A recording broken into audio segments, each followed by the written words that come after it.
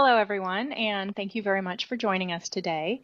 My name is Brooke Townsend, and I am the Content Development Audiologist at Resound. And I am very pleased to introduce our guest speaker for today, Dr. Jennifer Gans. Dr. Gans is a clinical psychologist in San Francisco, and she specializes in the psychological impact of deafness and hearing on well-being.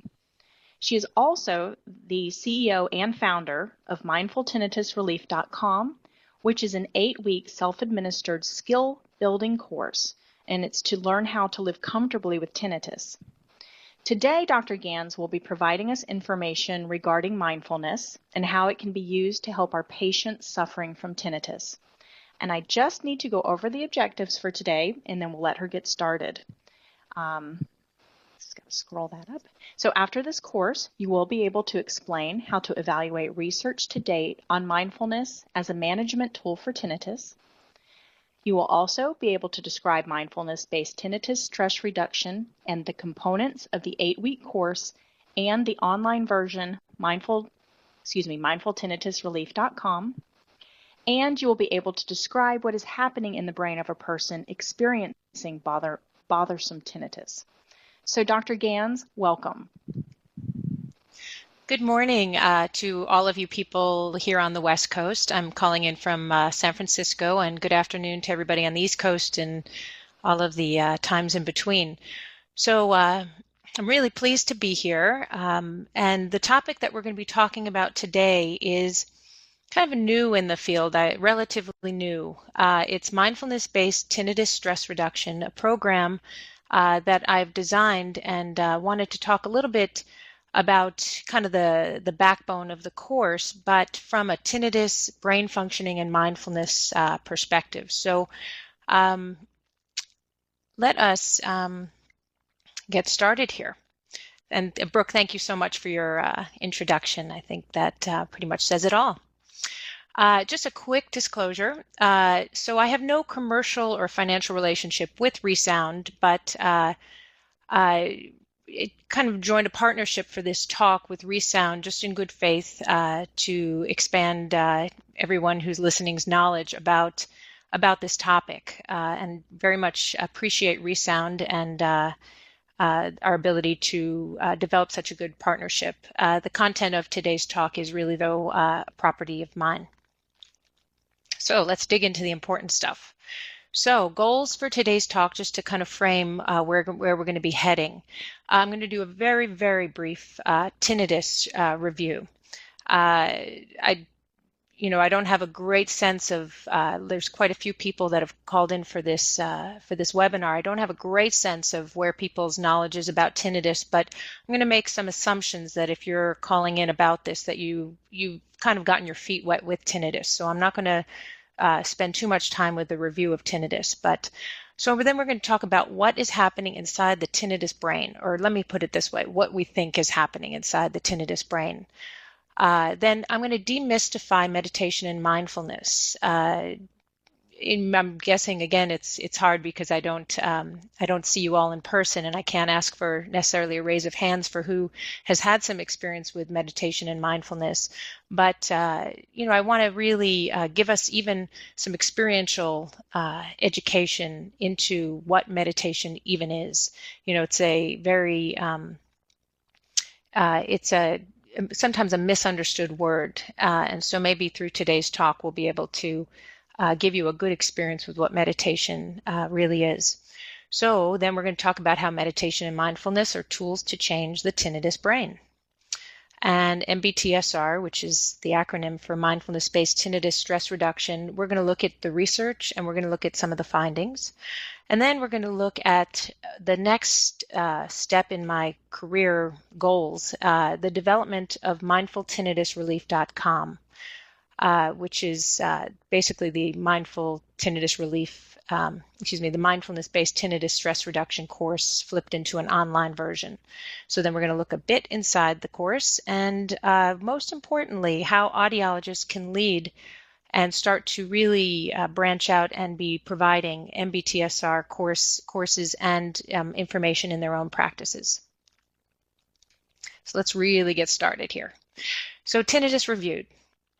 Now, just again, I think everybody knows somebody or is somebody with tinnitus. I mean, it's hard to uh, it's hard to avoid it, and certainly all of us in the hearing related fields, it can be a daily occurrence that we talk with people with tinnitus. So the stats are that about 50 million Americans experience tinnitus. Now that's quite a huge number, but let's make a real distinction here. I really see tinnitus as really falling into one of two categories. There's the people who are bothered by tinnitus, but there are also the people that are not bothered by tinnitus. And so today's, the 50 million really encompasses all of those people. And what we're really concerned with, and the people that we see in our practices, are the ones that are bothered by tinnitus. And so here we have this stat that 33 million are not bothered by their tinnitus. 15 to 16 million of the 50 million have a problem enough with their tinnitus that they actually will go to their doctor, will go to their audiologist, will go to their, will come to some professional to say, hey, wait a minute, this tinnitus is bothering me. What's going on here? And then we have about 2 to 3 million Americans, just Americans, that are really debilitated by their tinnitus. And those are people that are really needing some help. Oftentimes they've tried just about everything and very little has given them relief.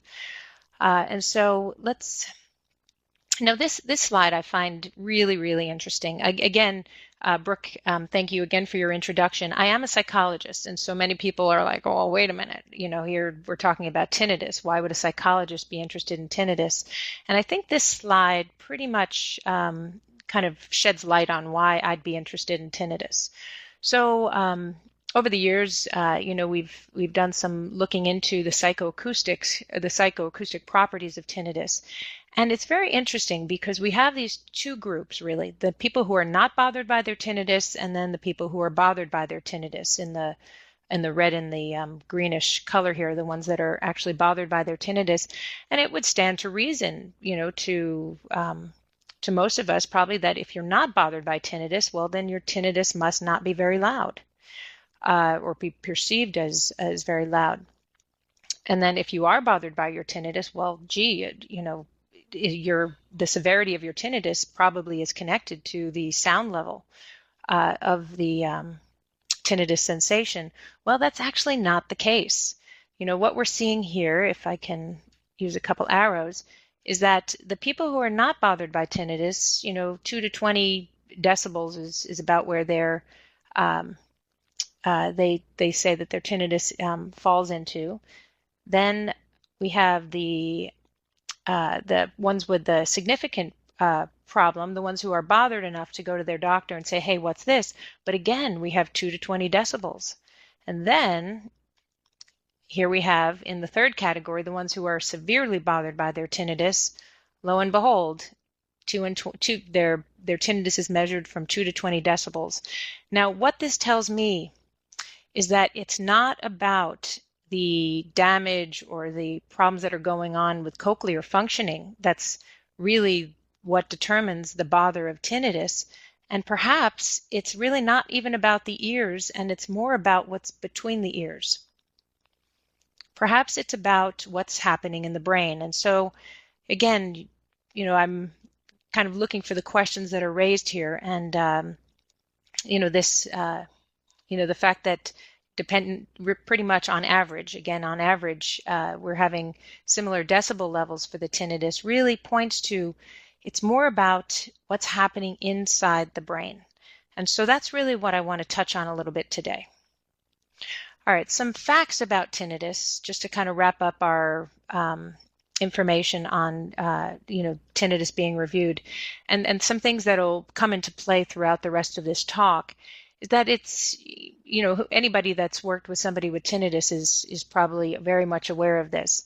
But the top 4 complaints of tinnitus are depression, anxiety, sleep difficulty, and concentration problems.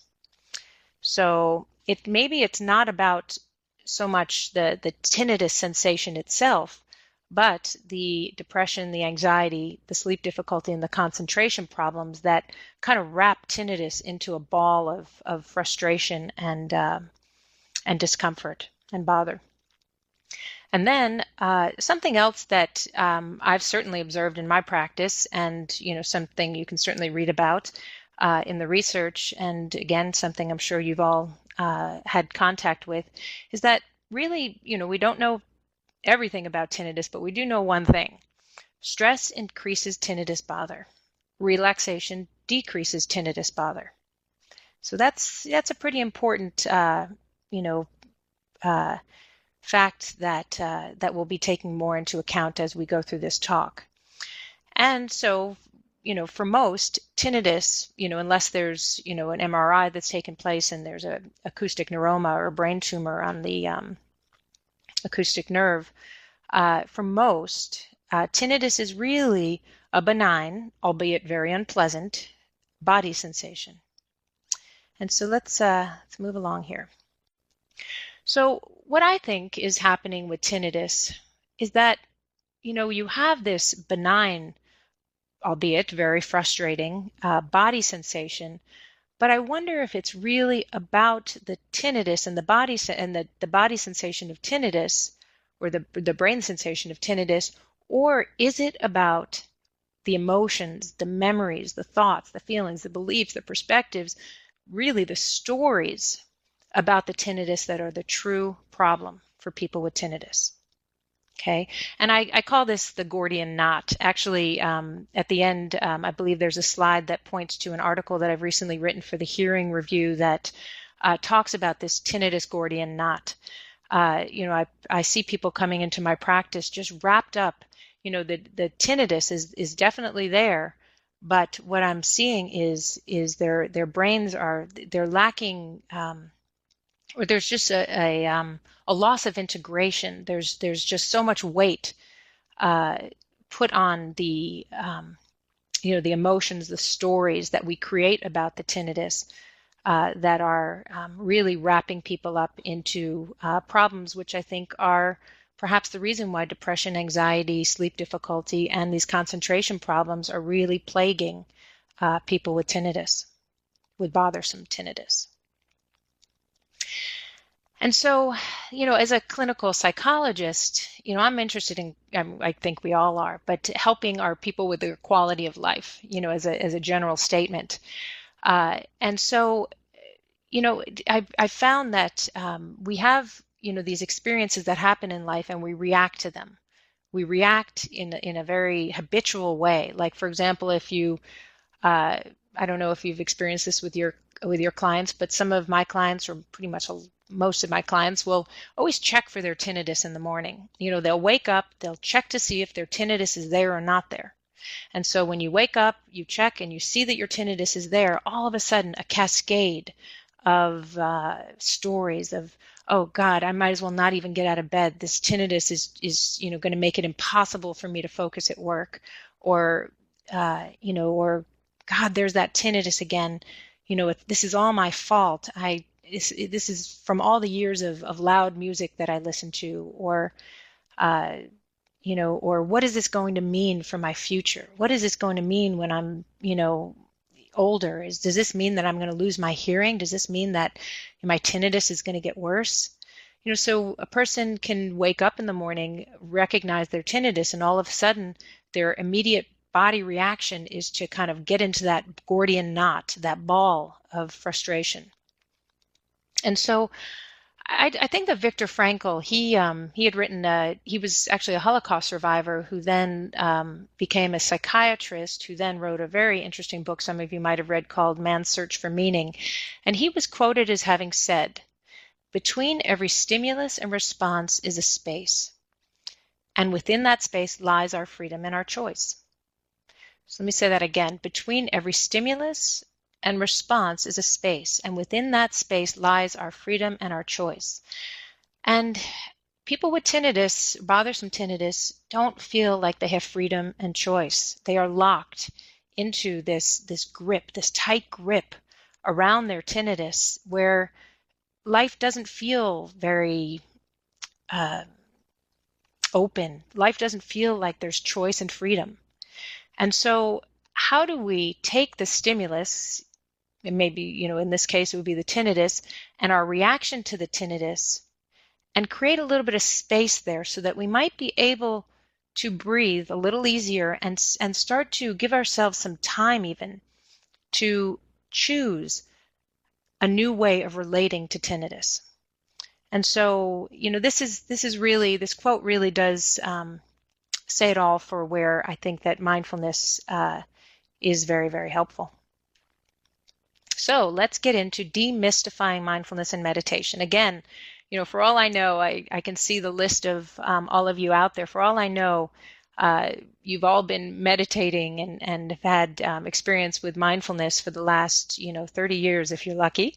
But for those who haven't, I want to take a few moments to demystify mindfulness and meditation. And one thing that I want to say to start is that meditation, the word meditation has, it's been on the cover of Time magazine and everything, and it's really mindfulness. I hear it, several times a day, especially living here in San Francisco, which feels like the mindfulness mecca out here. But, but still, these are pretty, these are kind of new terms in our culture right now.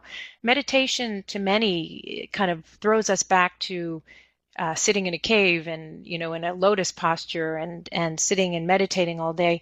But I really want to take the meditation out of meditation. I want to really break it down so that it can make sense to us that meditation and mindfulness is really about awareness building. Because let me go back to this slide here. In that, the question is how do we create that space to give us that freedom in our choice between the stimulus and response? And my experience and my belief is that awareness, when we become aware of something, we can then start to make some good choices for a healthy future. So what I see meditation as is meditation is an awareness building exercise. So I see some clients where I won't even use the word meditation. I might use the word awareness building instead. Kind of in the same way that we go to the gym to build that bicep muscle. We'll lift up a barbell and we'll, pump iron, so to speak, to build a muscle. What we're doing with a meditation practice is we're really pumping up, and we're going to talk about which parts of the brain we're pumping up, but really strengthening our awareness building, our attention, where we place our purposeful attention. And that's something that I think the person with tinnitus is really struggling with. There's a lack of integration in their brain where all of a sudden we have 1,000,001 body sensations at any given moment, but for whatever reason, the focus is on that tinnitus to the exclusion of all else that's happening. So again, a meditation and mindfulness practice helps us to what's called meta awareness, basically be able to step outside of ourselves and look in and start to say, wait a minute, let me pause for a moment and start to maybe choose to put my attention where I want it to go. Okay, so let's go to the definition of mindfulness. So it's a tough in a few written words or in a sentence or two. It's very hard to define mindfulness, but I think that Jon Kabat-Zinn, who really was the founder of a mindfulness-based stress reduction program back in the 70s at UMass Medical Center in Boston. I think that he really has done a very, very good job of bringing this concept of mindfulness to us. And so let me just throw out a definition that he's given. So mindfulness is paying a special attention. Okay, I'm going to pause on that word, a special attention, because it's not just any attention.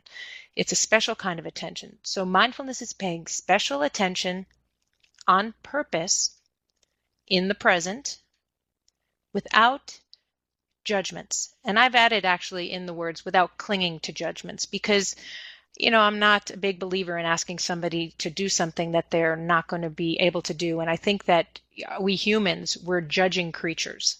Our minds are going to judge. And so the slight difference here is that without clinging to judgments means that, we allow the mind to judge because minds are going to judge anyway, but the choice we have is that we don't have to cling to those judgments. So just to bring it all together, Jon Kabat-Zinn has defined mindfulness as paying special attention on purpose in the present without clinging to judgments. Let's see, there's one more little thing here. To the unfolding of experience moment by moment. Okay. All right, so I want to pause here again, and I want to talk about being with and approaching our experience through mindfulness. Now, we had mentioned before that mindfulness is a special kind of awareness, special kind of attention. It's not your average attention where, you're, you just, I don't know, you're walking down the street and and you're aware of a criticism that you have of some person walking by or something like that. It's a special kind of awareness. It's an awareness that has curiosity. Curiosity meaning you're approaching each moment as though you've never ever seen a moment like this before. And in that moment, it could be a tinnitus sensation. Well, you're experiencing that tinnitus body sensation at that moment with curiosity. It's a special kind of awareness with an openness to whatever comes in, because you know something?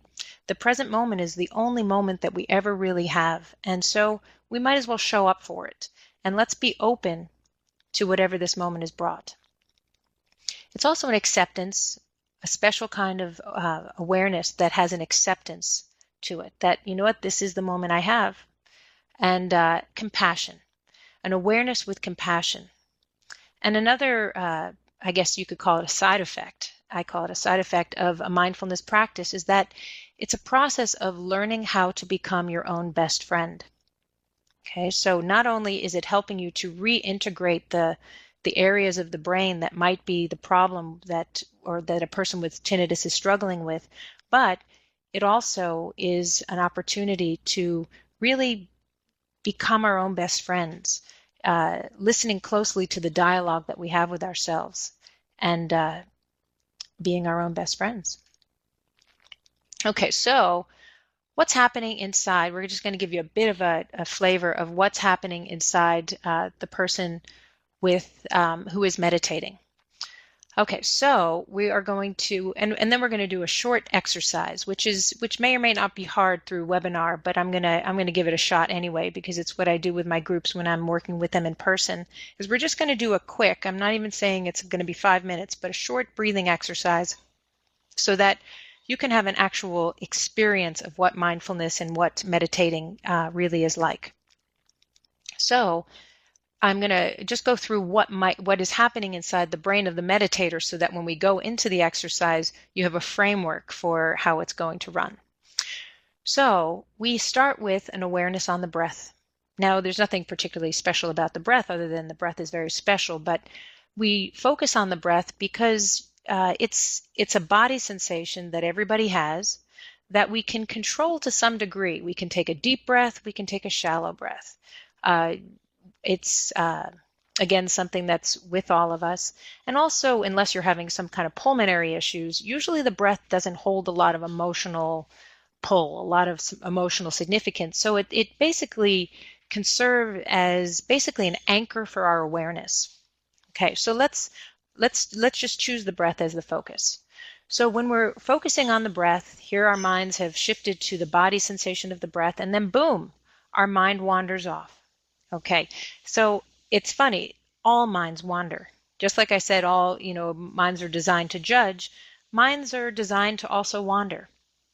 But when the mind leaves the breath, we note that the mind has left the breath. We bring awareness to the fact that, oh, my mind has gone away from the breath and has gone to a thought. It has gone to another emotion. It's gone to an idea about the grocery list that we need to get after work today, or what have you. But we note that the mind has left the breath. We note where the mind has gone, but then we let it go, and we gently and with compassion bring our awareness right back to the breath. And then we focus on the breath, and then boom, the mind pops off. But then we note where the mind has gone, we let it go, and then we come back. That's as simple. It's really as simple as meditating really is, but it's very simple but not easy. And so let's have an experience with a very brief mindfulness meditating exercise, and let's see if you can really watch the mind. Watch the mind, focusing on the breath, and then noting when the mind should leave the breath, letting go the thought, the emotion, the whatever comes to mind, letting it go, and then bringing your awareness right back to the breath. And through that exercise, much like going to the gym and building, the repetition of building that bicep using a heavy weight, we use the wandering of the mind to build certain areas of our brain.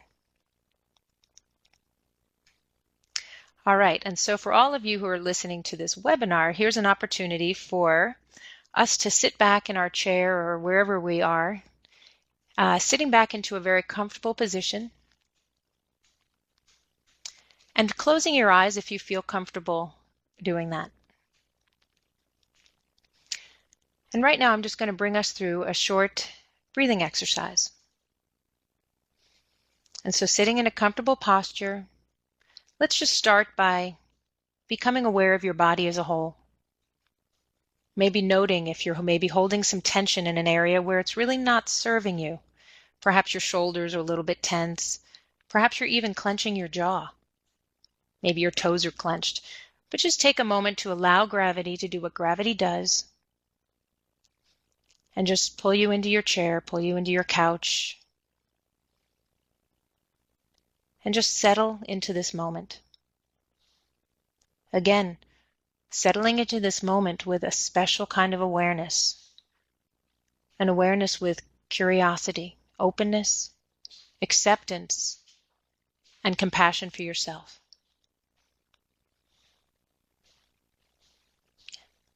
And now in a moment, I'm going to ring a bell. And when you listen to this bell, listen very closely for the waves of air that bring you the sound of this bell. And listening most closely to the last 5 seconds until you can't hear the sound anymore.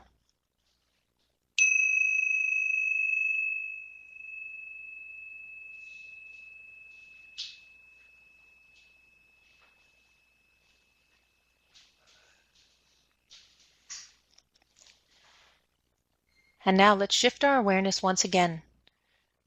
Shifting our awareness away from the waves of air that bring us the sound of that bell to the waves of air that bring us the sensation of just this breath. Breathing in and breathing out. Landing your awareness gently on wherever you feel the breath the most. Maybe it's as you bring in air through your nose. Maybe it's as it hits the back of your throat or enters your belly and you notice the rise and fall of your belly. Bringing the strength of your awareness to rest gently and with compassion on just this wave of breath.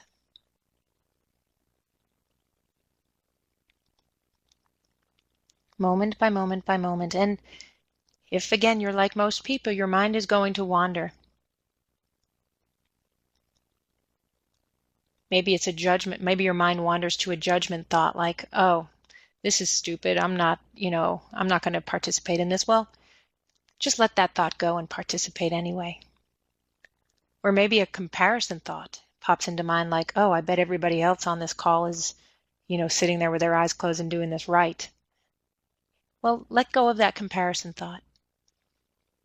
Let go of the thought and rest your awareness just gently back on the breath.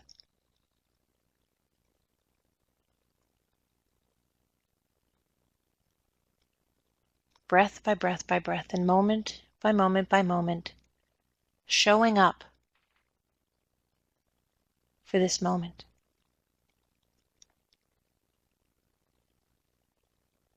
Noting and letting go, noting and letting go and returning to the breath. Again and again.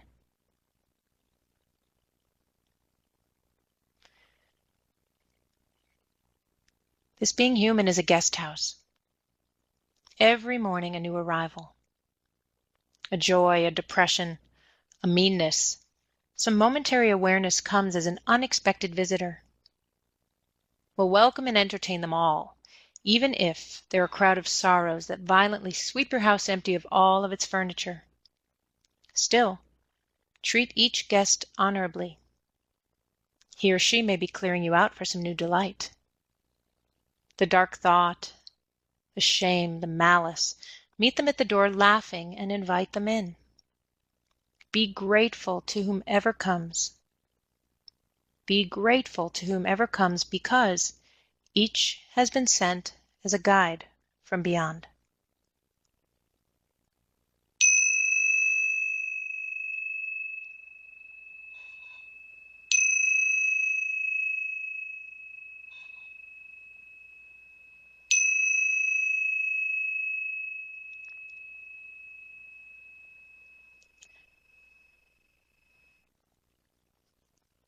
And when you're ready, gently opening your eyes.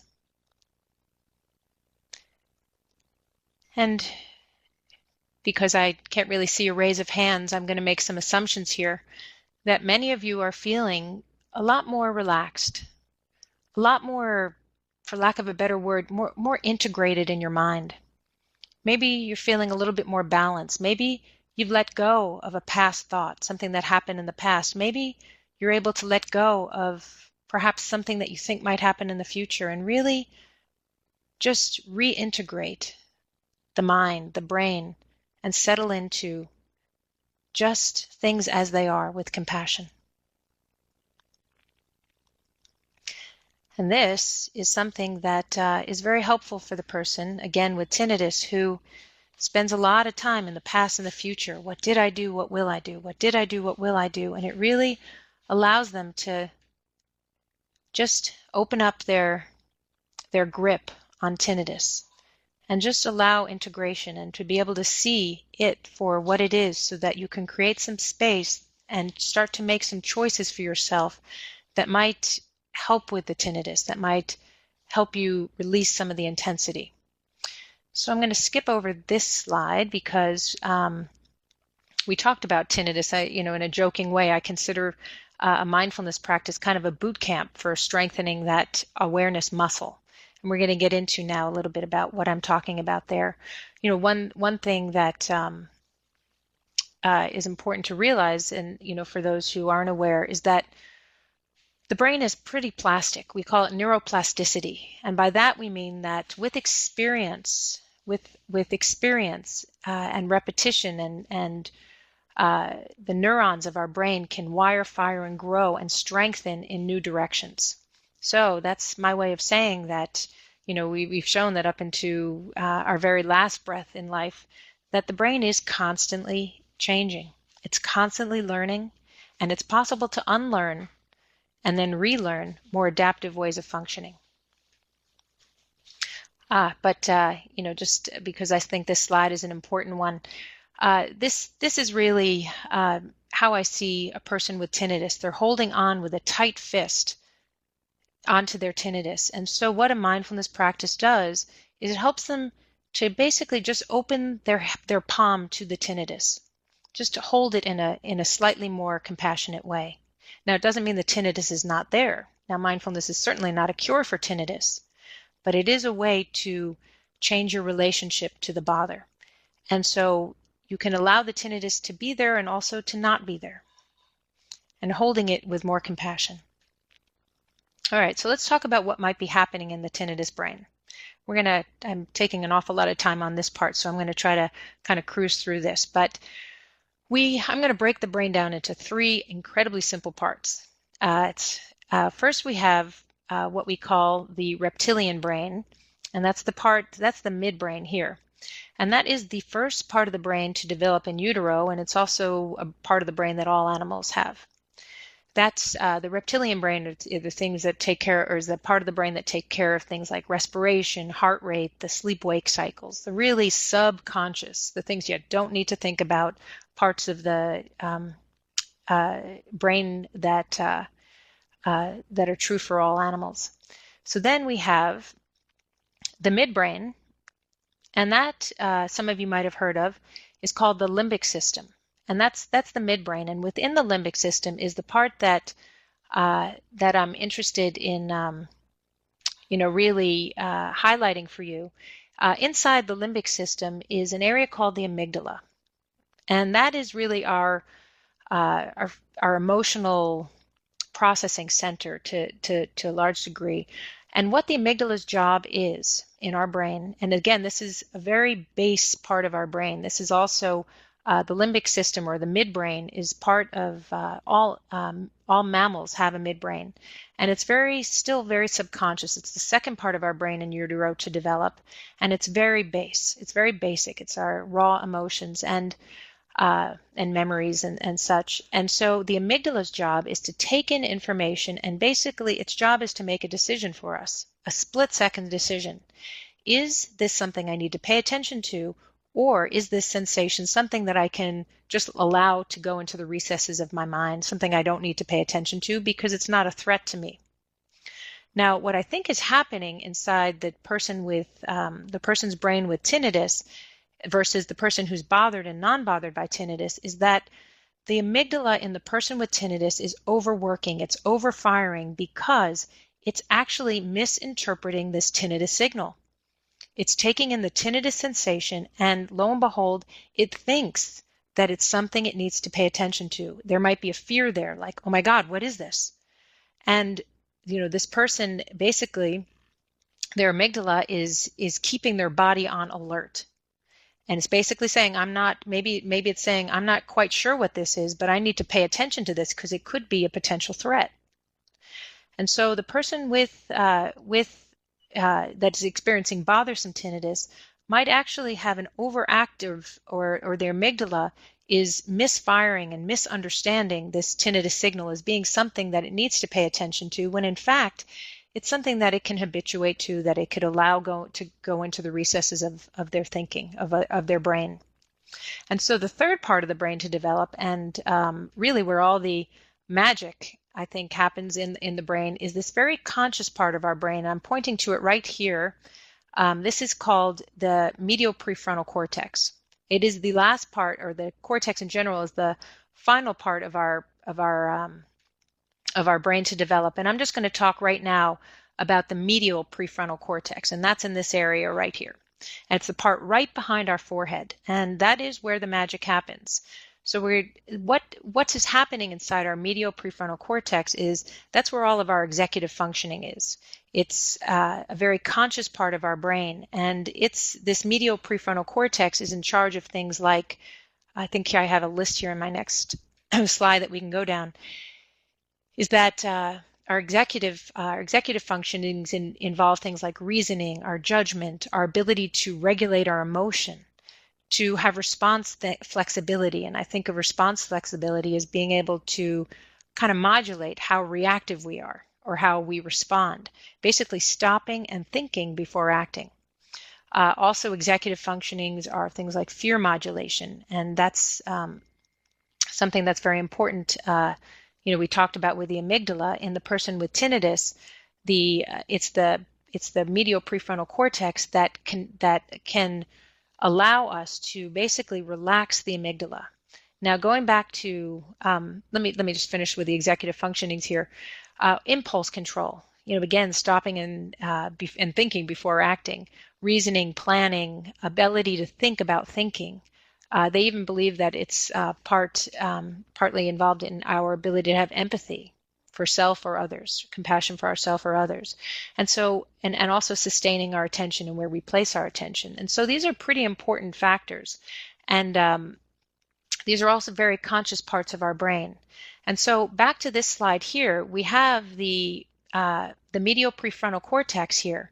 And what's really special about this area is that it can send down, we can use our reasoning to send down these fibers down to the amygdala.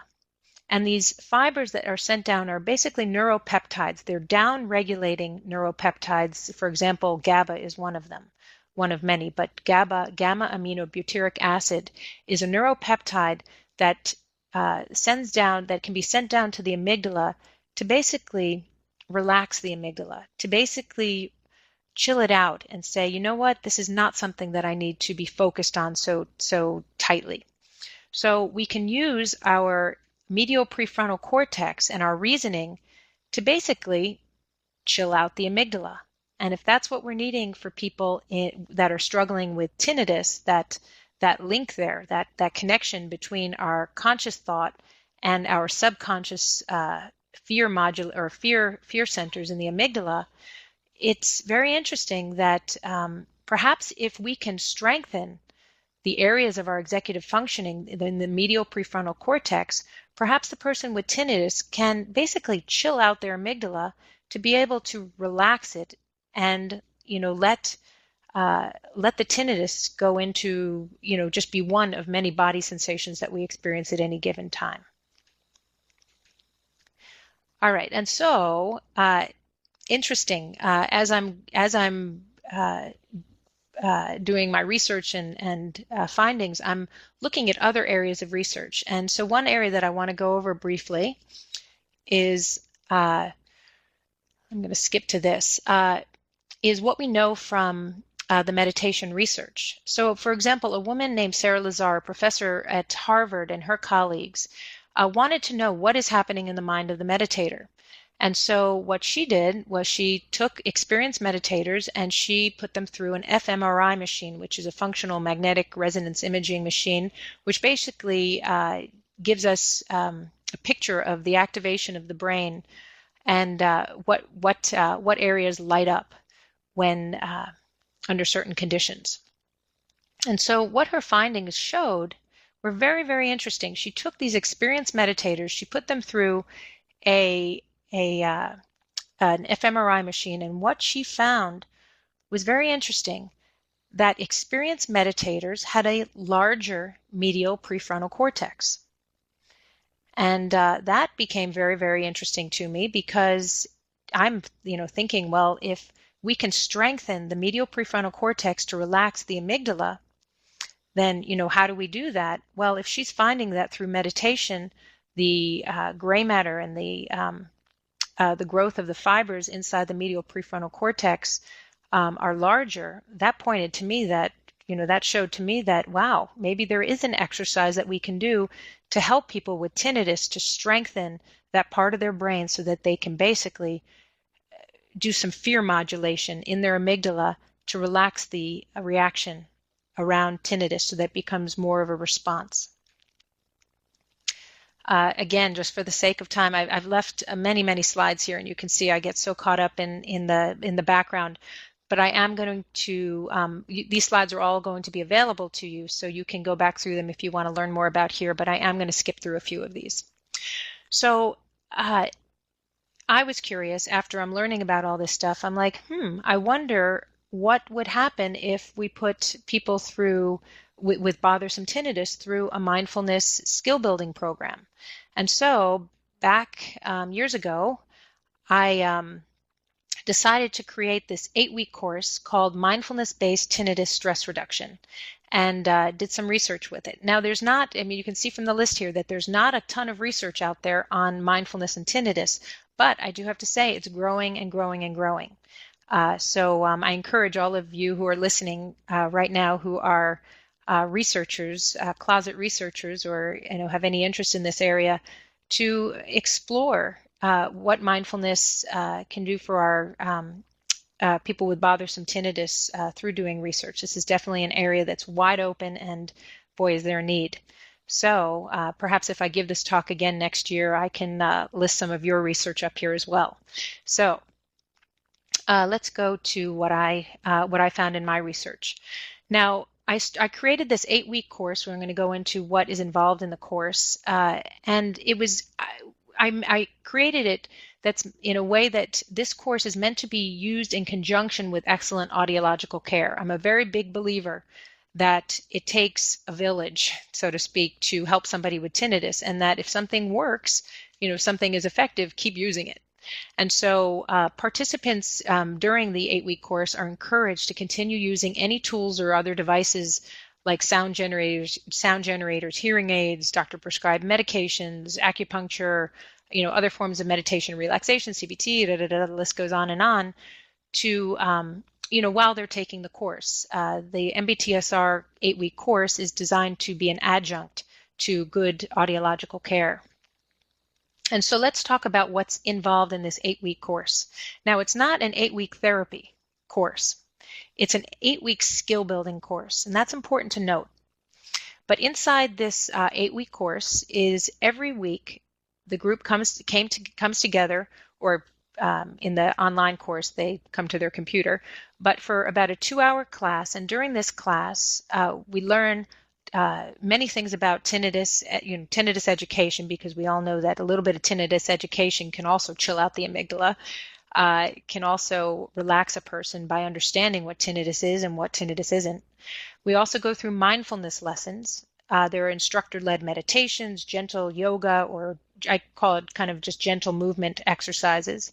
There are discussion questions and skill-building activities, calendars, and readings that are done through this 2-hour course.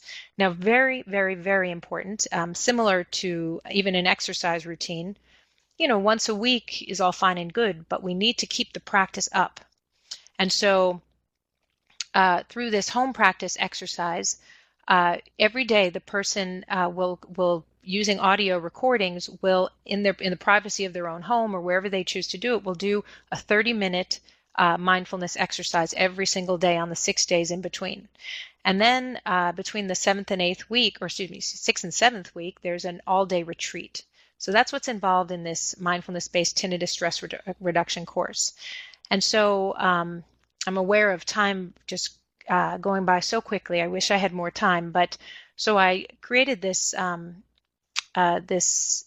research project at UCSF in California here. And with my subjects, it was a small group of 8 people. We went through the mindfulness-based tinnitus stress reduction 8-week program, and I gave them pre and post intervention measures to see if there was any change. And so we're going to look at that change. First, some of the measures, just to know what we're looking at. There's the tinnitus handicap inventory, but I'm also curious about, like we had said, depression, anxiety, sleep difficulty, and that nature. So we also had some secondary measures that measured those areas. Okay, and so what were the findings? Again, for the sake of time, I am going to flip to the quick and dirty explanation of what the findings were.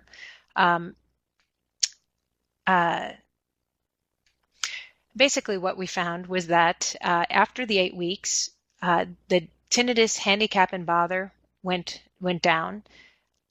Depression scores went down. Anxiety scores went down. Increased mindfulness scores went up, and quality of life went up. So what we're seeing in this course in just an 8-week period, and you can see the the numbers go down pretty dramatically. For example, for the tinnitus handicap inventory, pre the group, their on average was at 50.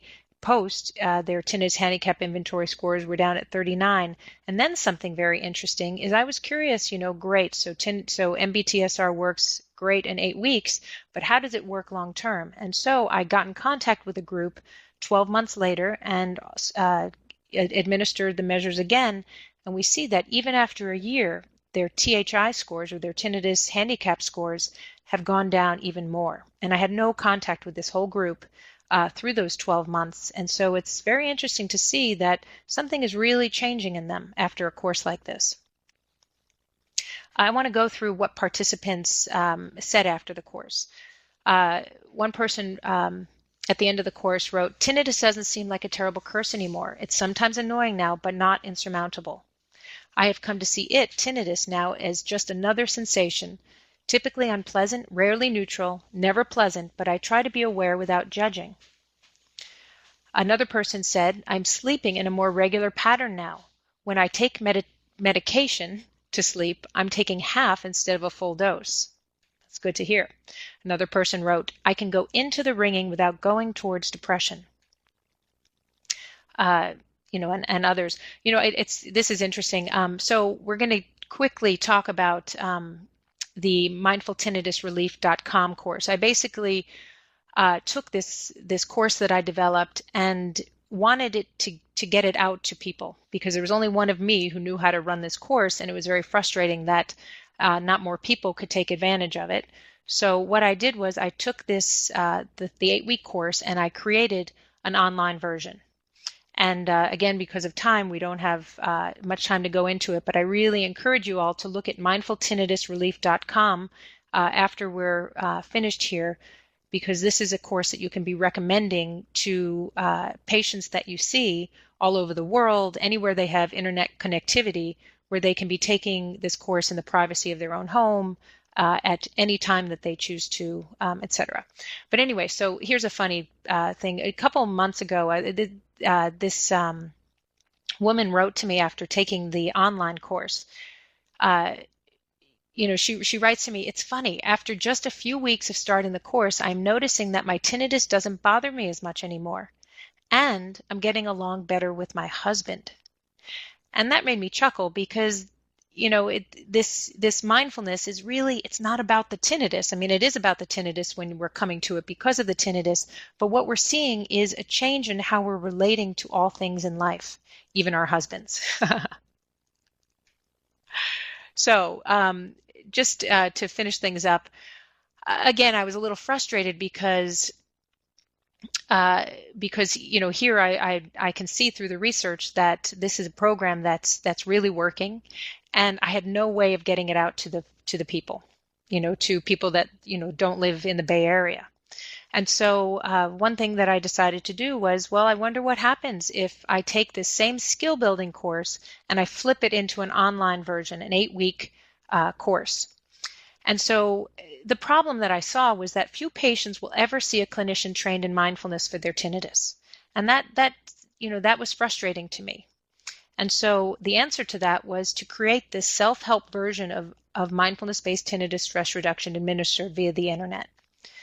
And I'm going to skip through this slide, but if everybody knows that internet interventions are growing and growing, and there's over 100 studies on internet interventions out there. Excuse me, let me go back to that for a moment. And so we're seeing that they're cost effective, that they reduce time needing to be spent with the therapist, physician, audiologist, ENT, that it's as effective as face-to-face intervention for the people that are taking it.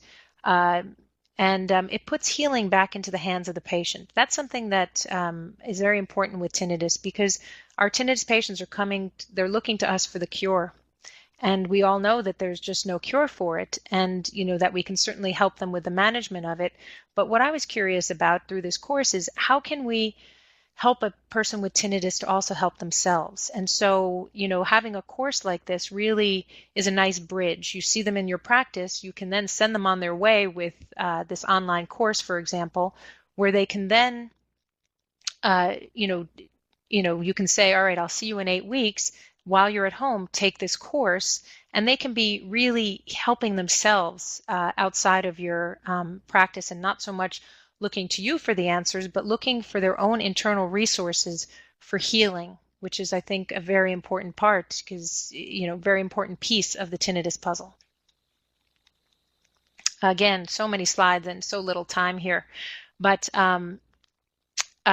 so what the 8-week online course really involves is, again, it's worldwide. You can have online access to it from a desktop, laptop, tablet, smartphone, everything. It reaches those people who have limited access to tinnitus care. There are weekly classes at participants' convenience. Patients can self-refer. There's privacy. A lot of people don't want to come to in-person groups. They prefer to, do their care from the privacy of their own homes. So this definitely suits the needs of that person. It is low cost.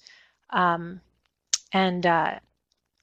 again, similar to the in-person version, it involves a 2-hour weekly online instructional class. Then there's homework that is done every single day in between, on those 6 days in between the 2-hour course. There's up-to-date advanced tinnitus information and education. There's mindful movement and yoga video instruction.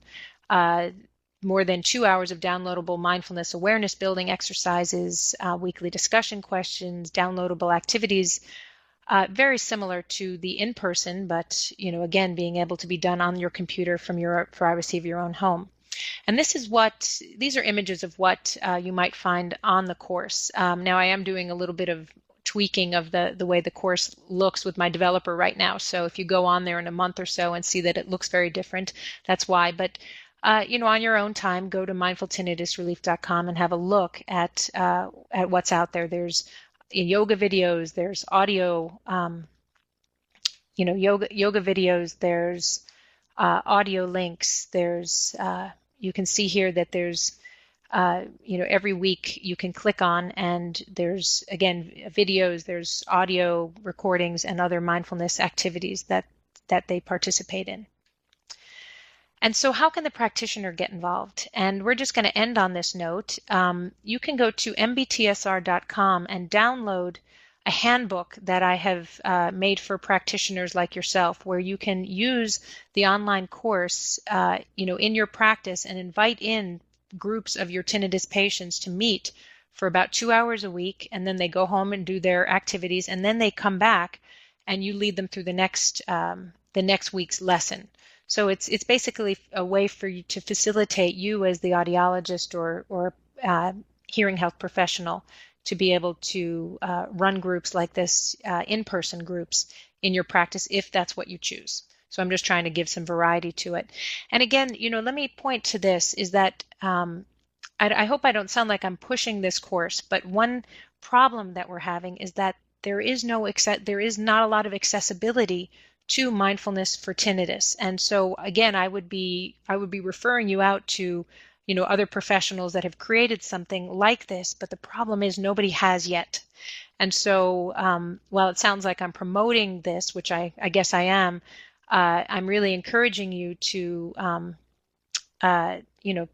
to go in this direction, because this is really the only online course out there of its kind for helping our patients with mindfulness. And so going back to this last slide, let's also remember that this saying by the Buddha, that pain in life is inevitable and suffering is optional. That's very interesting, because people come into our practice with pain. They come in with pain tinnitus in the form of tinnitus. And that's not something that we can help, or cure for them. But what we can help them with is the suffering. What we can help them with is how we relate to that tinnitus. And that's something that is in the hands of the person with tinnitus, and it is optional. So I like how this quote just basically says it all, that pain in life is inevitable, but suffering is optional. And again, I encourage you to be teaching the people that you see not to hold on to tinnitus in such a tight fist, and that while the tinnitus might still be there, you can hold it with softness, with compassion, with a way where you can relax the amygdala, take away the fear of the tinnitus, and just see it for what it is, a benign, albeit incredibly unpleasant for some, body sensation. And I want to thank you all for spending this time with me. As I'm afraid happens quite often, the hour is up. However, I am a big fan of questions. It does pain me that that we don't have more like an hour and a half for this this talk today, but I really, really encourage you to send me your questions, kind of for selfish reasons. I love your questions because they really help me to direct where my work is going to go. So I really encourage you all to ask any questions that you have, and I will do my best to get back to you in answering them. And you see here below, I've included my email, where again, if you would like to write to me, I'm also happy to, by mail, send out brochures and things like that you can share with your patients about this program. Also, in the section here of handouts, I have included a sheet that is a brochure of the mindfultinnitusrelief.com course that you can share with your patients, that gives all the facts and how they can participate in it. And I really want to thank you all for joining me today, and I hope that this has inspired you to really go out there and learn more about mindfulness for yourself. And